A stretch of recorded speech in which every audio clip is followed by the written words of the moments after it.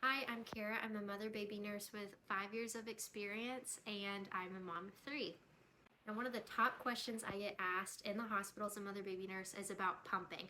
When should I do it? How do I build up a stash? So I'm going to cover all of that in this video and more. So first of all, why are you wanting to pump? Because usually if your intent is to feed the infant at your breast, then I want to encourage you to try to do that first. So you always want to try to put the baby to the breast first and then pump afterwards is the recommendation. Now, if you are planning to just exclusively pump, then it doesn't really matter when you start pumping. I encourage you, if the goal is to feed the baby at the breast, always start with that first. So let's say you fed the baby and the baby seems satiated and you're ready to start adding on some pumping. Usually we recommend about 5 to 10 minutes of pumping total. So doing both sides at the same time, 5 to 10 minutes after feeding the baby. The number one way to get our supply to come in or to build our supply up is by stimulation. So that's either feeding the baby at the breast or pumping.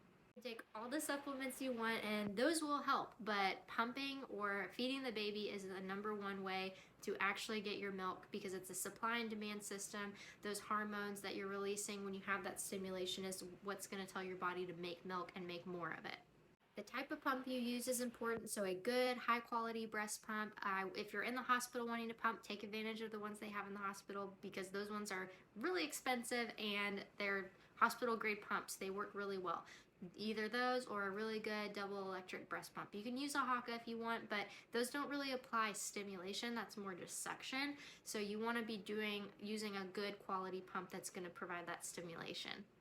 After you pump, we want to wash everything in warm soapy water. You can use any kind of dish soap, but I usually prefer like a free and clear dish soap. So break all of your little parts, all the little pieces apart, the membranes, everything, the flange, everything comes apart, and you want to wash it in some warm soapy water. And then just like you can put it on a little like washcloth, or if you have a special drying rack, to just let it air dry. The recommendation is to sanitize all your bottles, pump parts, everything every 24 hours. I like and recommend using those sterilizer bags. They're super easy. You just put a little water in there, the parts, microwave them for like 3 to 5 minutes, and then everything's sterilized. Or you can boil the parts in a pot of boiling water for 10 minutes. That will also work great. A lot of people ask me on my TikTok, Kara the Baby Nurse, about pumping before baby comes, and that's totally fine. You totally can, but please check with your doctor first.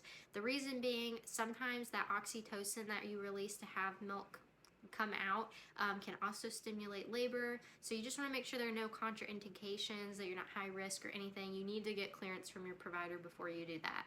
You can use a double electric breast pump to do this. You can use a Haka, you can do hand expression, and I usually recommend getting some like little 3 ml syringes to store that milk in. You can put it in the freezer, it's good for 6 months, but you can store it and give it to baby if you want to when baby comes. That's totally fine. The thing I get asked about a lot is building a stash of milk. How do I do this? So like I said, if our intent is to feed the infant at the breast first, always do that, pump after, and this is a great way to build that supply. So your milk, usually the first 6 to 8 weeks, you overproduce. Your body doesn't quite know how much to make for your baby. This is a great time to take that extra milk you're making anyway and use that to build up your stash.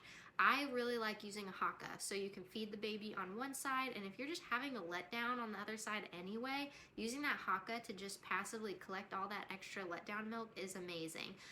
You can also, after you feed the baby, pump a little bit after, but again, I would just say 5 to 10 minutes. You don't want to go overboard. If you start pumping a lot, like 30 minutes after you've already nursed the baby for 30 minutes, your body is going to be thinking you need to make all of this milk for this baby, when really you don't. You're just trying to build up a stash, if that makes sense.